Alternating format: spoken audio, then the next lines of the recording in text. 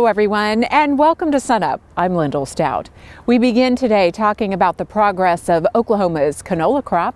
We're joined by Josh Lofton, our Extension Cropping System Specialist. And Josh, give us an idea of how the crop is looking and what you're hearing from growers. Well, overall the crop's looking great. We're in a really good spot. We've gotten really good growth, timely rains, everything's kind of fallen into place. The one issue that a lot of guys are having is an issue we can like to have from time to time is growers are seeing a lot of growth.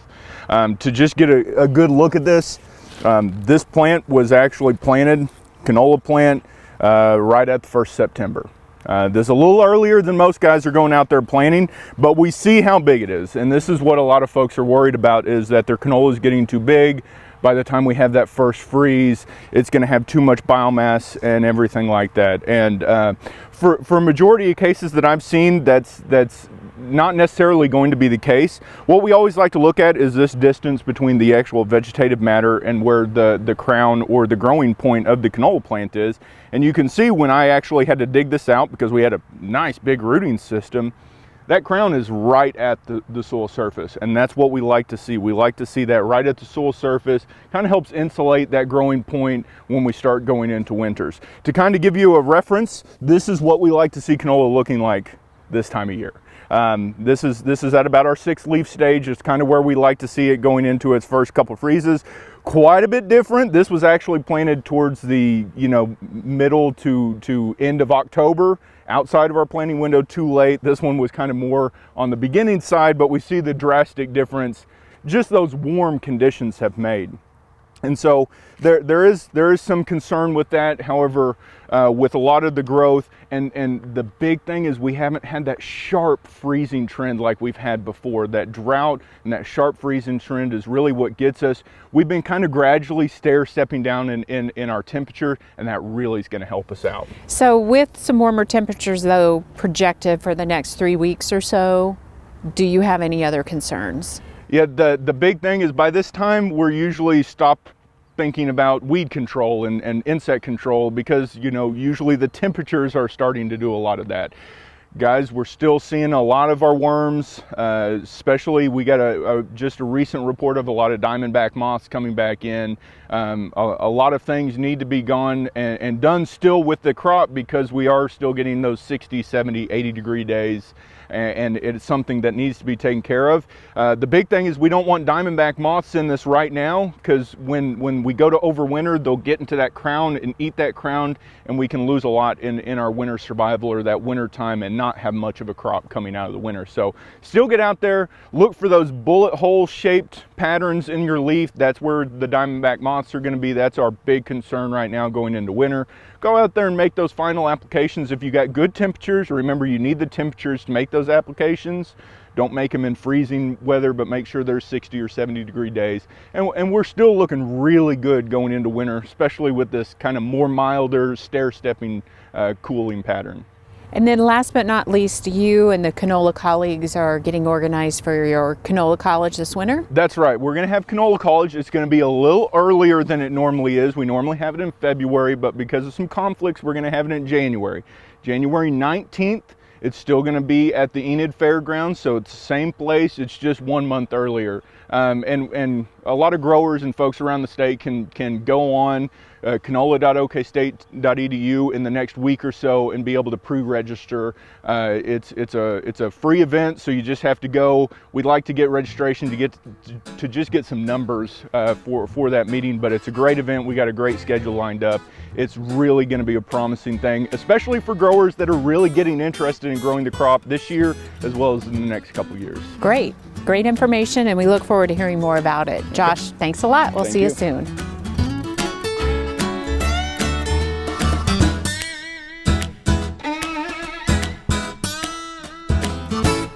Earlier we talked about the cotton crop and how good it was in southwest Oklahoma, but Randy, there were some issues with some blights in the cotton this year. Yeah, Dave, we actually had a problem with bacterial blight, which is a Xanthomonas species. This particular disease has been in the cotton patch for many, many decades. We've typically controlled this disease through resistant or immune type varieties. It's not really been a major problem since the seed companies began acid delineating several decades ago. So really it's kind of been de-emphasized somewhat, but bacterial blight it's almost always out there in susceptible varieties. I can walk into a lot of fields in a lot of years and find it. But what happened this year was that we had a very wet July period, and on into August we had very cool temperatures, and of course this bacteria likes kind of cooler than normal and more humid than normal conditions, and we certainly had a lot of that this year. It typically starts out on the leaves. We'll see a lot of leaf defoliation, premature defoliation, and then ultimately it can move over to the fruiting branches and perhaps even on the main stem. It can actually get on the bolls. This is a very prime example of what happened with this particular plant.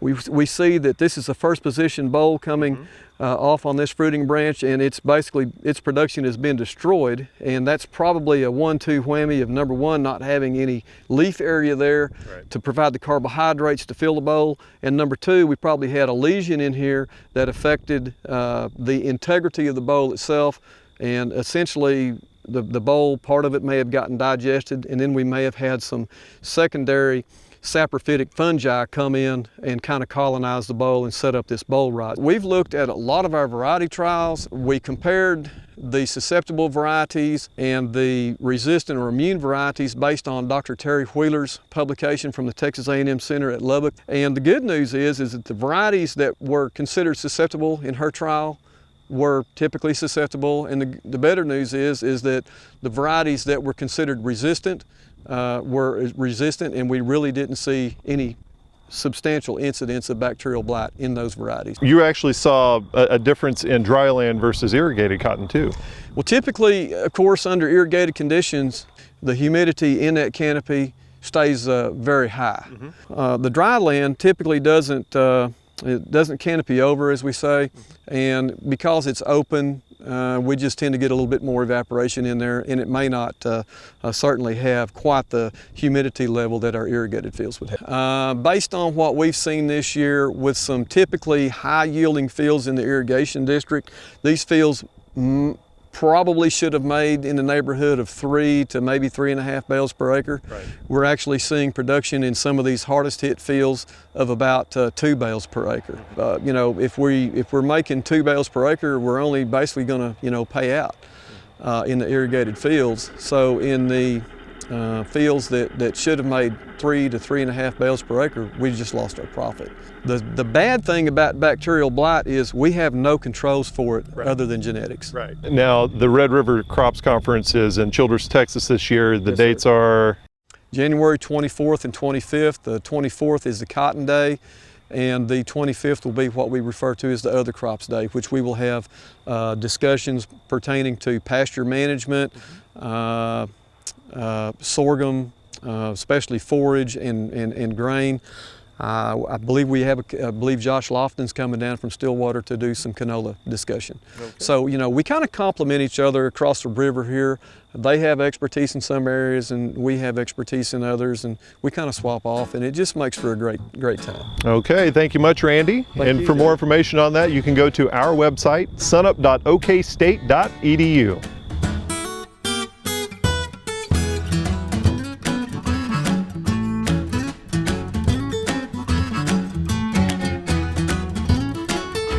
In Vet Scripts this week, Extension veterinarian Barry Whitworth helps us better understand foot rot in cattle.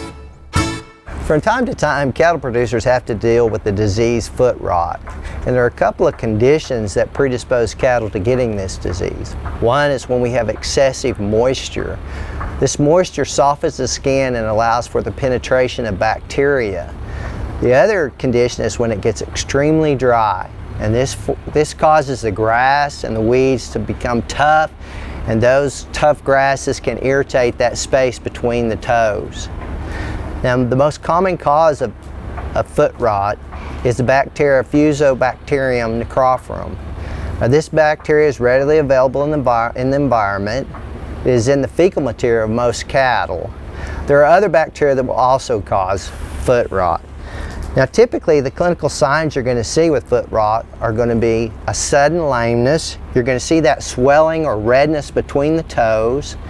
You're going to see a necrotic tissue there. It will probably have a foul odor. These cattle will have a fever. They'll be reluctant to eat. And you'll also see a swelling in that foot. It'll be evenly distributed on those toes. Now, in order for you to see all these things, you probably need to pick that foot up and examine it, and I would highly recommend that so you don't misdiagnose this condition. Now, when it comes to treatment, we need to recognize this disease early and start treatment quickly. You want to pick that foot up, clean between those toes, apply a topical medication. You want to give these animals an antibiotic. I would consult with my veterinarian so that you pick the right antibiotic for your particular area. We may want to provide these with pain relief. Your veterinarian can assist you on the proper drug for that. And lastly, I would isolate these animals, keep them away from the herd because they are shedding this bacteria. And the other thing, we would like to keep that foot dry until it's healed. Now, when it comes to preventing this disease, managing the environment is a start. There may be certain places on your operations where you just can't let these cattle stay at certain times of the years, especially if they're really wet, muddy. Other things that you can do: sanitation, try to keep things clean. Don't allow these cows to stand around in fecal material all the time. We'd also like there is a vaccine that is available. You need to consult with your veterinarian about using it.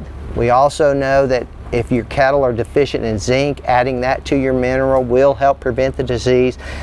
Lastly, foot baths are an option. Unfortunately, they're probably not practical for use in beef cattle, but they may be used in dairy cattle. If you'd like more information about this disease, if you'll go to the SUNUP website, there is a fact sheet available from Oklahoma State University. Hey, I look forward to seeing you again soon. Thank you.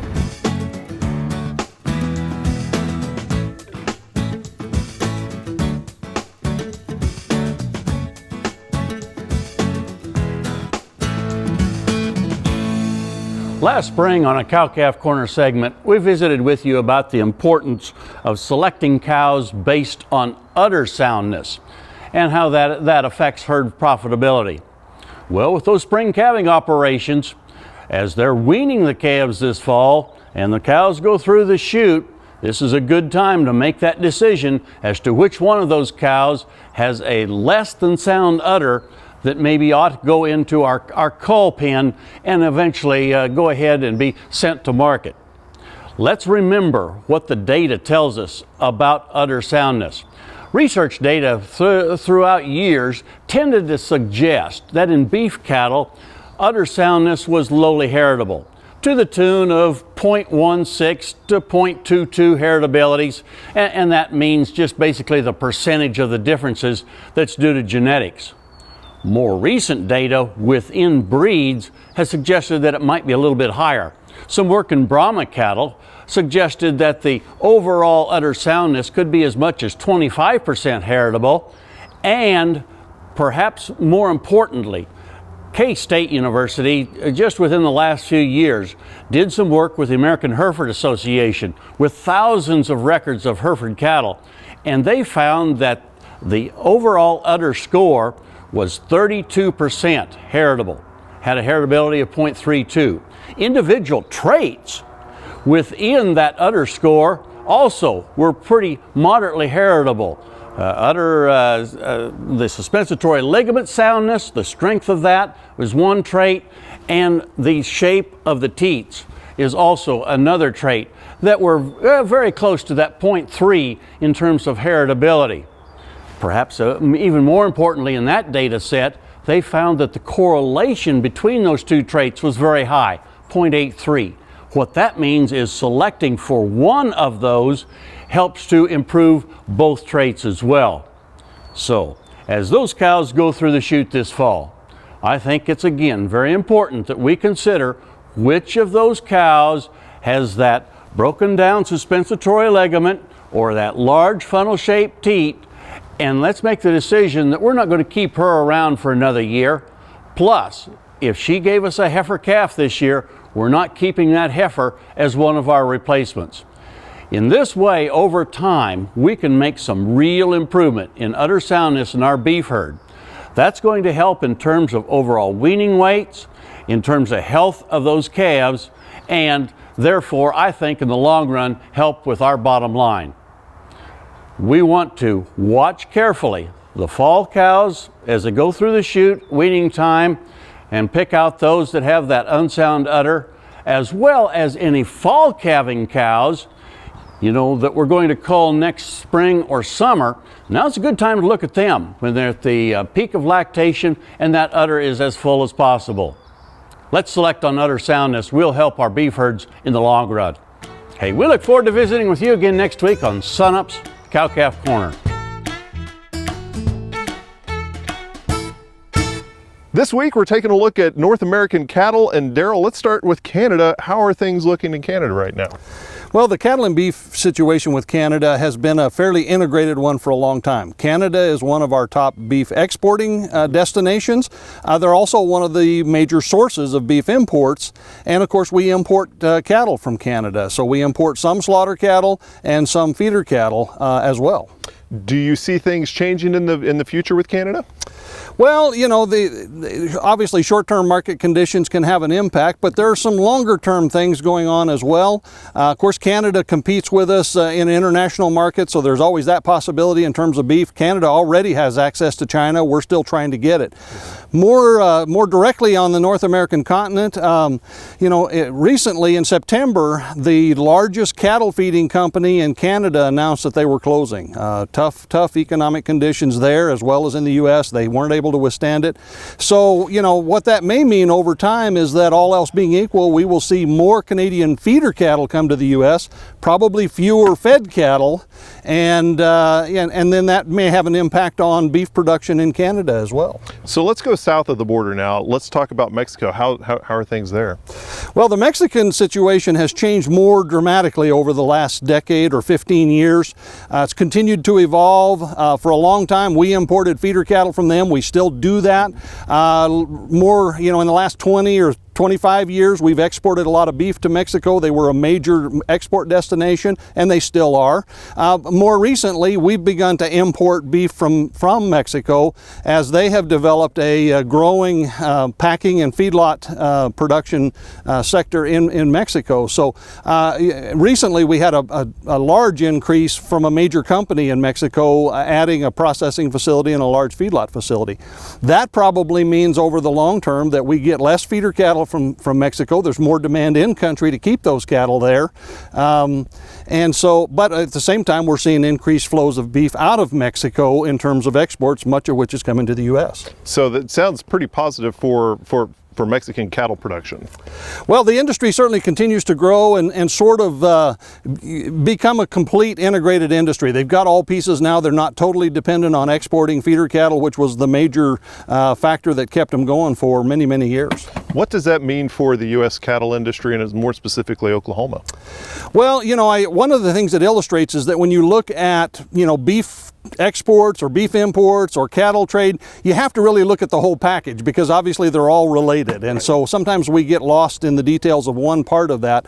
You know, we really have a North American market in the U.S. Those integrated trade flows now on both borders really means that we have industries that are quite inseparable. And, you know, it's good overall because it allows things to move to their highest valued pretty quickly. But at the same time, you know, we're looking at, you know, kind of the trade-offs between the various countries. Okay, thank you much. Daryl Peel, Livestock Marketing Specialist here at Oklahoma State University.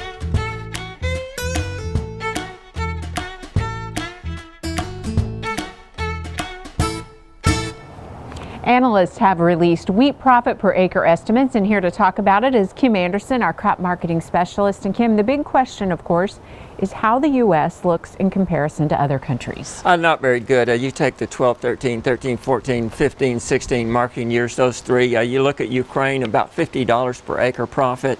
You look at Canada, Saskatchewan at $24 an acre, Australia at $20, Germany, France at $8 an acre. The U.S. comes in at $4.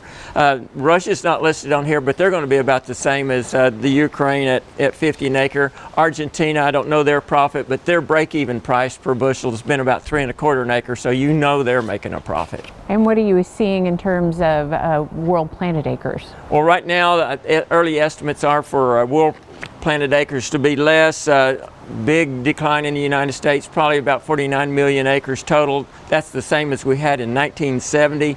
Russia's projected to be up 5.5%, 6%, somewhere in that vicinity. The Ukraine will probably be the same as last year because they've had poor planting conditions. Argentina higher, but you know, they had a big increase this last year with that change in tax structure. France about the same. So the world probably slightly less than last year, but the big decline in the United States. And then increasing value of the dollar, is that playing in? Well, that's not helping us a bit. You look at that index, it's went up from 97 up to 100.5. Now it was back earlier in the year, it was up at that level and came down. It's up 3.6% over the last couple of weeks. That means our wheat is 3.6% higher on the export market. That doesn't help us at all. You look at the resistance on that going on up. If it breaks 100.7, then we'll probably go up to 100.5, and then it's about 5-point increments as it goes on up. Now, do you expect wheat prices to recover anytime soon? I don't expect them to recover. They could go up a little bit, but not much. The USDA, you know, is all excited, $3.70 average annual price, but you go back to 2012, the Oklahoma price averaged 64 cents less than the average annual price. You take 64 from 70, that's about 6 cents, so that'd give us an average price of $3.06, and to date, our average price has been about $3.06 a bushel. Now, given this market climate, how do you advise producers? They just got to prepare for the long haul.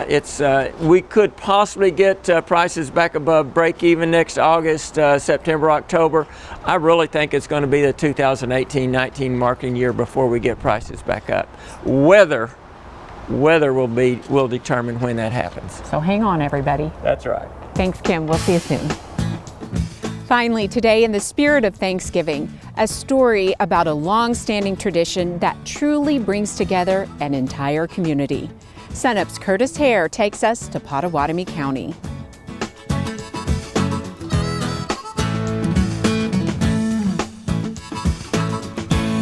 South Rock Creek is a very, very important part of our families. It's not just a school that we attend or that our kids go to.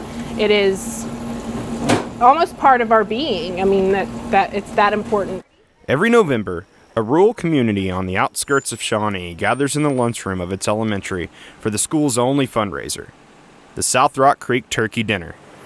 The first time the community gathered for a meal, the Beatles just released their first single in 1962. The dinner takes weeks to plan for.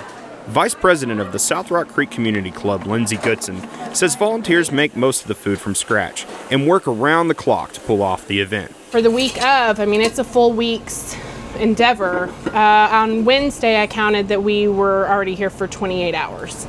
Students start selling tickets not long after school starts. Of all the 4th through 8th graders, Jeffrey Hall sold 1,000 tickets, second most in the school. It's just cool to get our community in here to have delicious meals and just to get everybody just in the same place at the same time having a wonderful evening. It's just helping our school, and the more that we can help our school, it comes back for us, so it just helps us in the end. In just a few hours, people pour into the lunchroom. All the money brought in tonight goes back into the school for enrichment programs such as building new playground equipment and smart boards for teachers' classrooms. The South Rock Creek Thanksgiving dinner has been a staple in the community for a long time. I cooked my first turkey in 1965, and we had 4 turkeys to cook that year, but it's grown and grown and grown. Yvonne Oliver helped shape the turkey dinner into what it is now. She's volunteered at nearly every dinner since it started and became an integral part in the community. I've had a child here since 1967. We went through our kids and our grandkids. Well, it's kind of a tight-knit group. We all just kind of help each other. Everybody gets together and make it go. It makes me feel good, makes me feel proud that I'm a part of it. We have a tremendous community support that supports this dinner. We feel it's more like a homecoming. There's a lot of people that went to school here. I went to school here. Lisa Wingo is the treasurer of the community club. She says about 2,900 tickets were sold, and she expects the dinner to be a huge success. This year we brought in just under 24,000, which will probably hit that because tonight, because we still take money at the door, so we will probably surpass that tonight. South Rock Creek is a very small school, but it's a very vital school. It offers a sense of community there that a lot of times you don't see in some other places. Sonia McDaniel works with South Rock Creek through extension enrichment activities, and she says fundraisers like the turkey dinner are important, especially now. In a lot of cases, with the budgets the way they are and with the tightening up of budgets for school systems, holding fundraisers and getting that community involvement is so critical to the success of the services that can be provided in those communities.